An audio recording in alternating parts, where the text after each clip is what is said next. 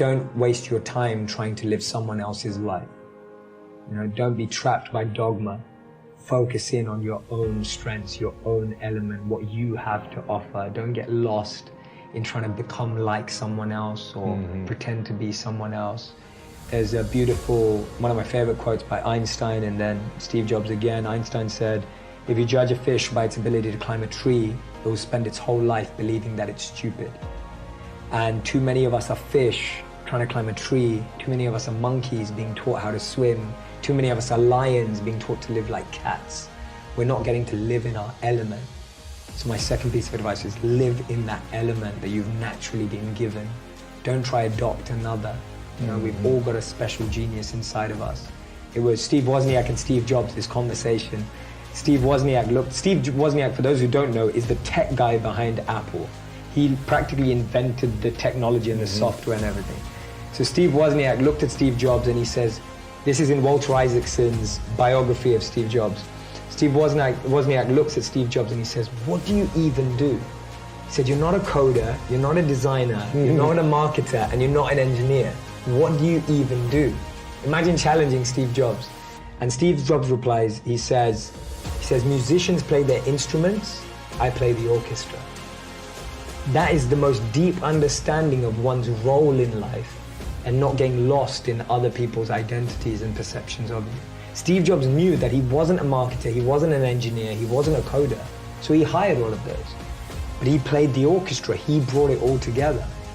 And that's when you find confidence in your own role, you won't be envious of anyone else. Many of you have a crazy dream or a crazy goal. I want you to write out in the comment section, what is your crazy dream? The dream that keeps you up at night is the real dream you should be chasing. But to chase that dream, to find that dream, to make that dream a reality, you need a strategy, right? A dream without a plan is just a wish. Tony Robbins said that, right? A dream without a plan is just a wish, right? Without a strategy, without a guiding philosophy, without guiding principles, without actually creating a clear plan. I used to have this economics teacher, and I want you to think back to school as well. Maybe you had one. I remember this economics teacher. He walked in to the classroom, and the first thing that he wrote on the board, he didn't even tell us his name. We didn't even know who he was. And he turned up, he went inside the classroom, and he wrote on the board, he said, failing to prepare is preparing to fail. And all of us just burst out laughing. This guy hadn't even told us his name yet. But on the board, he wrote, failing to prepare is preparing to fail. And now when I look back at that, and as I grew up and hopefully became a bit more mature than I was in high school, I remember thinking about that statement, and thinking, how true is that? That when you're not prepared for something, you miss out on unbelievable opportunities. Now, I'm not saying good things don't happen spontaneously. Sometimes things happen by chance, randomly, etc., with a reason. But when you're prepared, you can capitalize on things in a huge, huge way. Mark Zuckerberg said it brilliantly at Harvard. He was saying that finding your purpose isn't enough. You have to help other people find theirs. And I know you're passionate about this. Whatever that definition is, but it has to lead everyone. So whether I meet a celebrity, an entrepreneur, or whether I meet someone who's starting out, I'm always asking them the question, how can you use what you have to make a difference in the life of other people? Yeah. Because if you start there, everything else will work out. But if you're starting from the point of what am I gonna get, then you're always gonna feel disconnected. And I see that. I see people who live like that and feel pain in their lives every day. I see that. It's not like some conceptual philosophy. We see it. I see people who are only in it for themselves and they feel disconnected, dissatisfied every single day. And then you see the other extreme where people are just trying to give too much, more than they even have themselves, and they also feel disconnected. And again, and they have nothing at all. And they have nothing at all, right? So we know, again, attachment and aversion, two sides of the same coin. So we want to be in that dynamic balance of growth, but always to give. Yeah. So I always think, how can I go 3 steps deeper so that I can move 3 steps forward so I can give 3 times as much, right? That's always my mentality. How do I go deeper to go more forward to give more? Yeah. And if I can get those 3 in action for that reason. See, it's all about the reasoning. You can do anything you like, but it's why are you doing it? Yeah, we know of course, that, right? yeah. It's incredible that we root for underdogs. It's incredible that we want underdogs to win. Why? Because we're used to wanting our team to win. We're used to wanting the best to win. We're used to wanting to associate ourselves with people who are successful, right? We never go, oh yeah, I know someone who plays for that really bad team. Like, we don't say that, right? We say things like, oh, I know someone who plays for that really good team. I know someone who was MVP. I know someone who's the son or the daughter of the MVP. We try and associate or link ourselves to success. And when we do that, it in turn makes us feel more successful.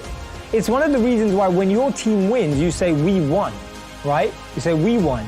But when someone asks you, oh, how did your team do? And if they lost that day, you say, they lost. You rarely say, we lost. It's incredible how psychologically we distance ourselves from failure and we closen or liken ourselves to success. But the exception to that rule is the underdog. We all get excited by underdogs. We all get motivated by underdogs. We feel completely enamored by the story of the underdog. Prashant, underdogs are just simple-minded. They don't have expectations and don't have anything to prove to anybody. And Prashant, you've just hit the nail on the head. That's the principle I'm trying to get across. Actually, we should play like champions and train like underdogs. Why?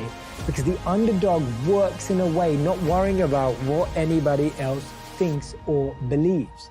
That gives you an edge.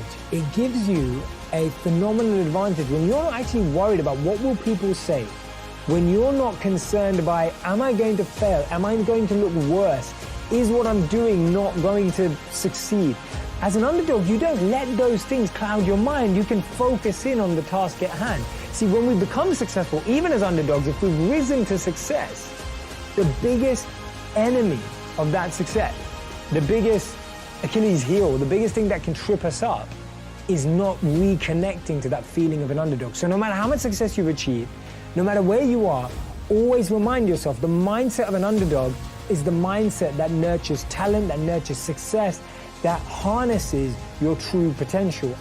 Almost 30, and I don't feel like I've accomplished anything in life. I made a promise to myself while I was at university that I would get a job that excites me every morning. But right now I'm afraid I'm not going in that direction. That note was written by a young person, and when I read it, my heart sank. I felt that way because I know so many people that are in that exact position. I remember when I decided to trade my 9-to-5 for a 24/7, it was because I wanted to do something that was meaningful every day. I wanted to do something that was purposeful and fulfilling from the moment I woke up to the moment I went to sleep. The one thing I didn't know before I started is how achievable that was, but also what it required. When I transitioned from my 9-to-5, or actually my 9-to-9, to a 24/7, I realized that I was going to have to work harder, smarter, and faster. And that step was full of fear, full of anxiety, full of insecurity, full of questions like, what will happen if it doesn't work? What will people say? Should I just have stayed where I was? I went through all of those emotions all at the same time, and then something came to me. I wrote down the various options that I had in life at the time, and I wrote a word above them that I believe summarized the experience or the result of what I thought that would give me. Some of them said ego, because I thought those career paths would give me a boost to my ego. Some said security, because there were certain roles or jobs I could take that would provide a certain level of financial security. And then one path said the word love, because I knew if I did that I would love every moment, even if it was truly challenging and sometimes